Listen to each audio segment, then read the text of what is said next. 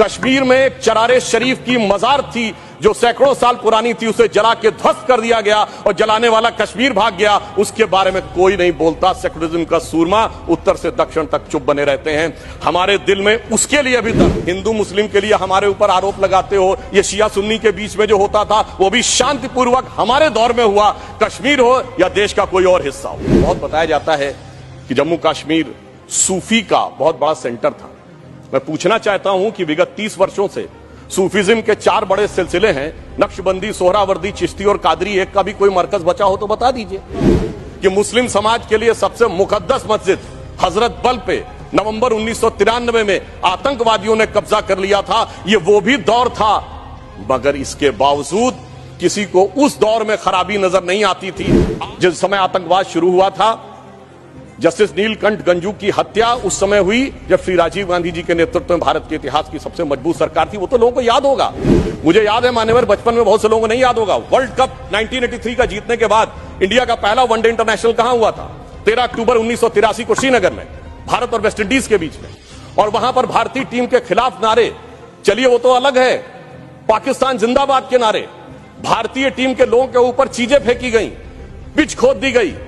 उस समय तो सर्वकालीन शक्तिशाली प्रधानमंत्री जिन्हें विपक्ष मानता है, श्रीमती इंदिरा गांधी जी का शासन। उत्तर से दक्षिण तक सारे राज्यों के नाम बदल गए। एक ही राज्य है जिसका प्राचीन काल में जो नाम था, नीलमत पुराण में यदि कश्मीर था तो आज भी कश्मीर है। पहली बार 30 साल के बाद 27 जुलाई को शियाओं का मुहर्रम का जुलूस भी शांतिपूर्ण ढंग से और पूरे अकीदत के साथ चला। और 30 साल के बाद सिनेमा हॉल खुले। कि यह सत्य है कि कश्मीरी पंडितों का जेनोसाइड और नरसंहार हुआ था। ये एक दौर था जब उस नरसंहार के आरोपी और समर्थक दिल्ली में आते थे तो रेड कार्पेट वेलकम के साथ आते थे। जलवाए जलाल से दिल्ली की सरजमी पर जलवा अफरोज होते। आज भी वो आते हैं, मगर ईडी के सम्मन पे आते हैं, एनआईए की पेशी में आते हैं। ये अंतर आया है हमारी सरकार और उस सरकार के दौर में। महोदय, मैं एक बात याद दिलाना चाहता हूं।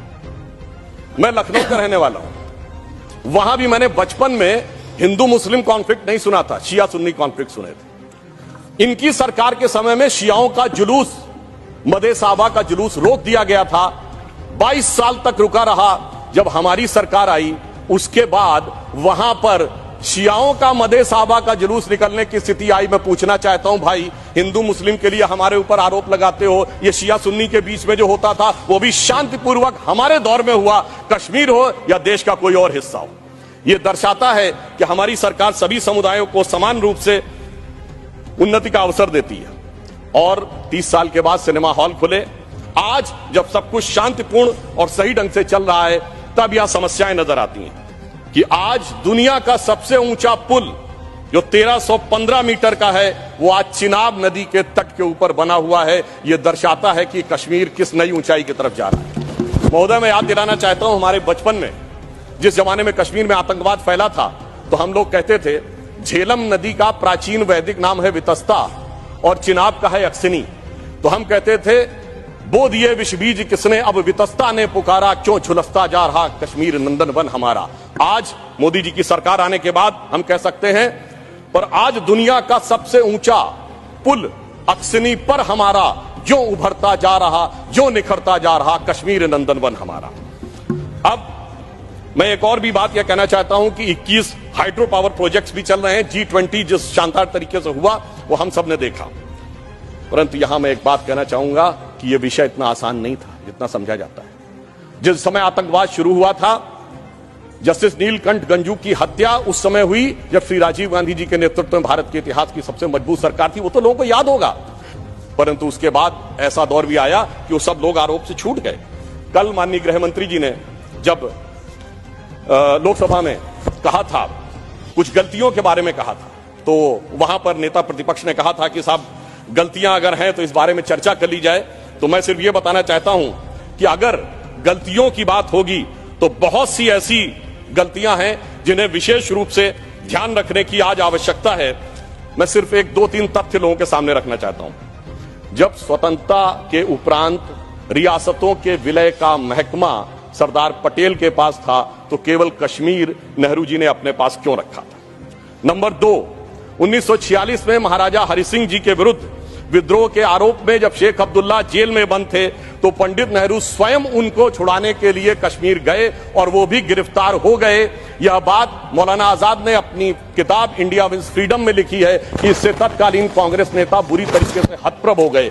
और इस परिस्थिति में जिस समय पाकिस्तान ने आक्रमण किया उसे कबायली आक्रमण क्यों कहा गया, सेना का आक्रमण क्यों नहीं कहा गया। और इसके अतिरिक्त मैं यह भी कहना चाहूंगा कि जिस समय यह कश्मीर का संघर्ष हुआ, एक फैक्ट रखना चाहता हूं, उस समय तो माउंटबेटन 30 जून 1948 तक वाइसरॉय थे। भारत की सेना अध्यक्ष जनवरी 1949 तक जनरल रॉय बूचर था और पाकिस्तान की सेना का अध्यक्ष जनवरी 1951 तक अंग्रेज था। तो भाई यूनाइटेड नेशंस में जाने की क्या आवश्यकता थी। गृह मंत्री जी ने बिल्कुल सही बात कही कि भाई उनको 1 साल तक माउंटबेटन को इसलिए रोका गया था कि बचे हुए कुछ मामले रिजॉल्व करने हैं। तो भाई मैं पूछना चाहता हूं कि उनको क्या मेहमान नवाजी के लिए रखा गया था। जब यहां थे, दोनों तरफ के सेना अध्यक्ष भी अंग्रेज थे, तो यूनाइटेड नेशंस क्यों गए। इसलिए मैं कह सकता हूं एक गलती नहीं, भयंकर गलती थी जिसका खामियाजा आज तक सरकार को भुगतना पड़ रहा है। और फिर इतना ही नहीं, करेस्पॉन्डेंट ऑफ सरदार पटेल से बहुत स्पष्ट है कि वहां लिखा जा रहा था कि residual powers will be vested in the interim government of Jammu and Kashmir, जिसको सरदार पटेल के इंसिस्टेंस के ऊपर यूनियन गवर्नमेंट कर दिया गया। अगर रेजिडुअल पावर्स उनके पास वेस्टेड होती तो आप समझ सकते हैं कि आज कितनी बड़ी चुनौती का सामना करना पड़ता। और ये correspondence of Sardar Patel 1945 to 50 के खंड 1 में जो वी शंकर उनके सेक्रेटरी थे, उन्होंने इस बात को लिखा है। अब मैं एक बात और ध्यान देना चाहता हूं कि प्रथम लोकसभा में कश्मीरी पुनर्वास के कैबिनेट मंत्री अजीत प्रसाद जैन जी ने अपनी किताब कश्मीर व्हाट रियली हैपेंड में लिखा है कि the draft was approved by Sheikh and his colleagues and then passed by the Congress party. ये मैं नहीं कह रहा हूं, उनकी सरकार के कैबिनेट मिनिस्टर कह रहे थे। और इसमें अंत में एक और व्यक्ति का उद्धृत करना चाहता हूं जो भारत के मुख्य न्यायाधीश रहे, जस्टिस मेहर चंद महाजन, जो कि उस समय कश्मीर रियासत के प्रधानमंत्री थे। उन्होंने आकर कहा कि 24 अक्टूबर 1947 को वो पत्र लेकर आ गए थे, परंतु उसके बावजूद 2 दिन तक सिर्फ इसलिए मामला अटका रहा। ये मैं नहीं कह रहा हूं, जस्टिस महाजन ने अपनी किताब लुकिंग बैक में लिखा है, क्योंकि नेहरू जी की यह शर्त थी कि शेख अब्दुल्ला का पहले स्थान तय हो जाए नई सत्ता में, इसके उपरांत ही कश्मीर के विलय का प्रस्ताव होगा। वो सारी बातें आपको पता होगी कि जब उस समय उन्होंने कहा था कि हम जाकर कराची चले जाएंगे यदि हिंदुओं की रक्षा की गारंटी श्रीनगर में फंसे हुए लोगों की ली जाए। इसलिए मैं कहना चाहता हूं इसके लिए एक दिन नहीं, एक सत्र भी कमजोर पड़ जाएगा। और आज अगर आप देखें कि अंतर देखिए, एक उधर का कश्मीर और एक इधर का कश्मीर। एक इधर का कश्मीर है जहां पर टेक्नोलॉजी में, जहां पर की कल्चर में उन्नति हो रही है, जहां विकास हो रहा है, G20 किया जा रहा है। और एक उधर का कश्मीर है, यहां हमारा सबसे ऊंचा पुल है और वहां बड़े बड़े आतंकवादी संगठनों के साथ उधर के कश्मीर के लोग बैठे हुए हैं।